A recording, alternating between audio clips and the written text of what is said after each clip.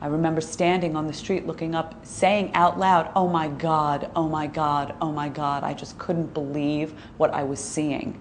You shoot first and you ask questions later. And I'm looking up and bodies are falling from the sky, and your brain can't keep up with the reality that's in front of your eyes. You just can't quite imagine that it's really happening. They had set up a makeshift triage right under the Millennium Hotel, right across the street from the World Trade Center on Church Street. And that's where they were bringing the injured. There were very little injured. It was an incident where, people either lived or died. At some point, you felt the earth sort of shaking, almost like an earthquake. And I didn't know what was happening at that moment because my back happened to be turned towards the buildings at that moment. And you felt this sort of rumbling. And as I turned around, there was this mushroom cloud torpedoing down the street. And my instinct was to run. Normally, my instinct would be to shoot. But for the first time in my life, my instinct was to run. Because if I didn't run, I knew I would be dead. So I was running away from this mushroom cloud and ran into a pharmacy. I maneuvered my way through the back of the pharmacy and wound up in the lobby of a building on Ann Street and Broadway. And I knew that I had to go out there. I didn't know what had happened. I just knew whatever happened out there, I had to go and photograph it. So I was wandering around just at the foot of City Hall, and I will never forget this image. I'm running away from Lower Manhattan, turning back, and just seeing these clouds of smoke billowing everywhere. And my heart was breaking with every step, thinking, this is my city.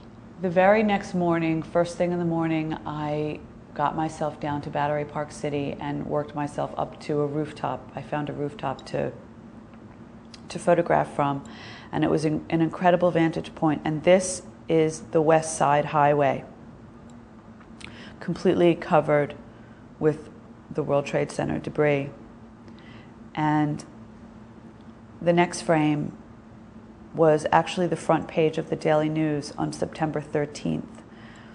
And it's of firemen bringing a body out of the rubble.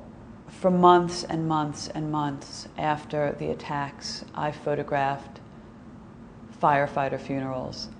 And they would come right from ground zero in their work clothes, and they would come to funerals and reeking of World Trade Center debris.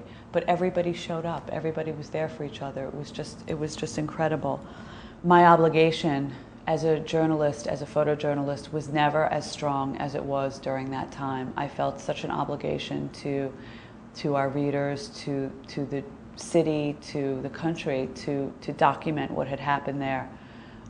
Shortly after, I wondered how the event would change me, what effect it would have on me. And I always thought, in time, I'll understand how I've changed from it. And 10 years have gone by, and I'm waiting for the epiphany, and it still hasn't come. I just think it's become part of my life experience, part of who I am today. I've always been a proud New Yorker. I'm an even more proud New Yorker. I've always been a committed journalist. I'm even a more committed journalist. Maybe it's cemented all of my beliefs about everything that I already felt.